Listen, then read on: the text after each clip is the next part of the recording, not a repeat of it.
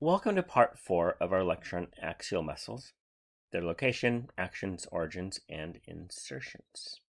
We are now going to work on the trapezius. Technically, it does do stuff at the neck, but it does stuff elsewhere, and I was at the limit. The irony is, in between the videos, I've been doing online workouts, and I was doing one where we were working our shoulders, and they were saying, don't use your trapezius to lift your shoulders, use your arms. I thought it was ironic. And probably because I also was using my trapezius to lift my shoulders during it. So, the trapezius is actually 3 regions. The rotating image has orange for the superior region, red for the middle, and I think that's magenta. I'll draw them in colors you could hopefully see. So there's the superior region. It's going from pretty much the spine of the scapula, attaching to the spinous processes, actually attaching to the occipital bone. This is the region I was not supposed to be using in that workout. The middle region is attached here to the clavicle, and it's going straight back, like so. Whereas the inferior region is going to go from the spine down to the spinous processes of the thoracic vertebrae. So it actually is innervated by 3 different nerves. It has 3 different actions. But they said, oh, it's all nice and together, bound in this epimysium. So let's call it one muscle. It's a triangle. Let's call it the trapezius. So the superior portion, I guess I thought it was yellow when I was writing this. It elevates the shoulders and extends the neck. So this is the one that I was using to cheat doing my front raises. The middle is going to adduct the scapula. It brings the scapula blades back together. And the inferior part is going to depress. So inferior depresses, superior elevates, depresses down here. And then the middle part is going to adduct. So let's see if you remember. You caught your best friend cheating with your significant other. Which muscle will you use to frown? Frontalis? No, that's wrinkling your eyebrows going like, how could you?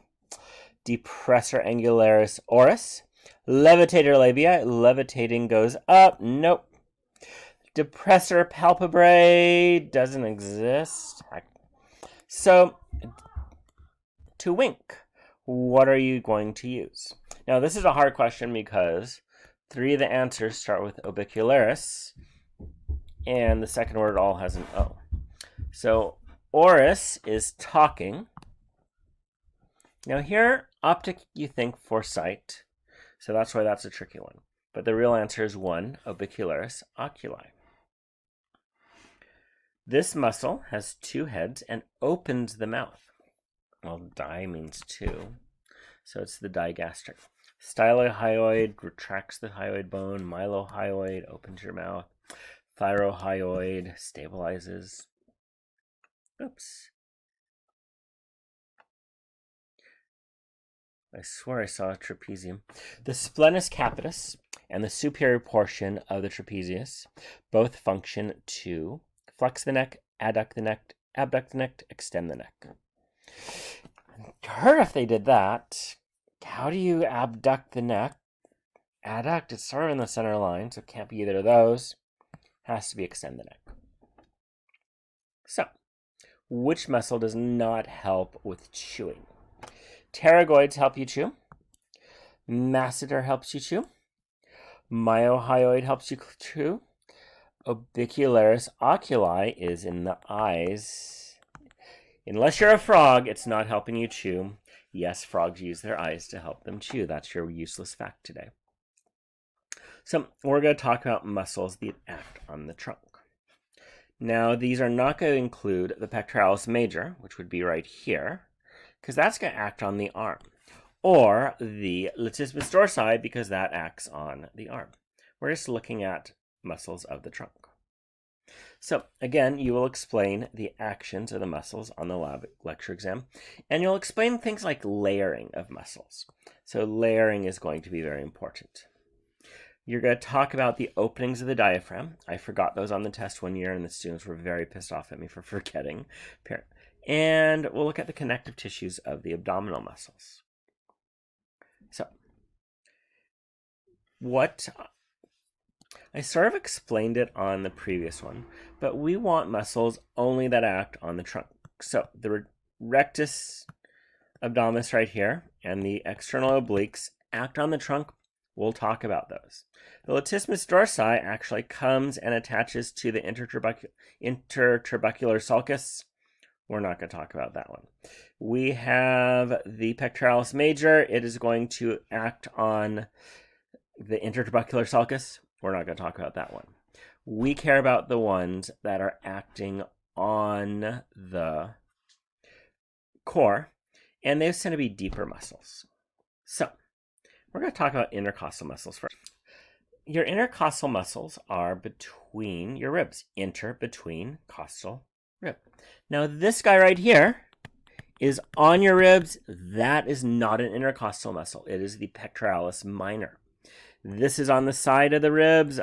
That is not an intercostal muscle. That is the serratus anterior. We care about these muscles in here that are between the ribs. You have these muscles that go all the way around. So they're in the back here. I'll dress them in the back first. And they are going north to south. And they're between every set of ribs. So see, I'm drawing it in the back first. They're coming around. And I believe that's the row of ribs I'm drawing it on. So it's going all the way around your rib cage. So here it's starting there. It's going all the way around. I think there's room there, like so. So these muscles go from the inferior margin of one rib to the superior margin of another rib. So far, so good. This muscle is between the ribs. That it originates on the rib above it, the superior margin there. That's the origin. And then we have the insertion on the rib below it. Now, what this muscle is going to do is it pulls the rib cage inwards. It's going to squeeze your rib cage and make you breathe out. There's another muscle, and like the muscle in yellow, it goes all the way around. So, can I draw it on? It's going at more of an angle. I messed up there. It's going at that angle. So it's sort of going like that at an angle. Now, this is on top. So see how I have the yellow muscle on the bottom? I have my green muscle on top. I screwed up. There. So, I have two sets of muscles. I have a deeper yellow muscle right here. And it is going to go from the superior margin of the rib above to the inferior margin of the rib below. Then I have a superficial muscle, more superficial muscle, that's at an angle. And this one does the opposite. Its origin is the rib below. Oops, I swear I hit red there. There's the red. And its insertion is the rib above it. And it's going to lift the rib cage up and out. So are we clear? There are two sets of muscles. Let's draw on this rib down here. The one that goes straight up and down, and the one that goes at an angle. The one that goes straight up and down is deeper, or on the inside. The one that goes at an angle is more superficial and on the outside. So, those are your intercostal muscles. And there's two of them. So this muscle right here that I colored yellow is the internal intercostal muscle. This muscle is on the inside of your rib cage. It's called the transverse thoracic. You have the pectoralis minor on top. This muscle is between your ribs, so it's an intercostal. And it's on the inside, so it's the internal intercostal. And the origin and the insertion are... So I actually said it backwards on that. The origin is the rib below. The insertion is the rib above. So, like I said, they are weird. It's going to contract the thoracic cavity. it causes it to come in. Now the fibers go medial to lateral. Now this one I colored green.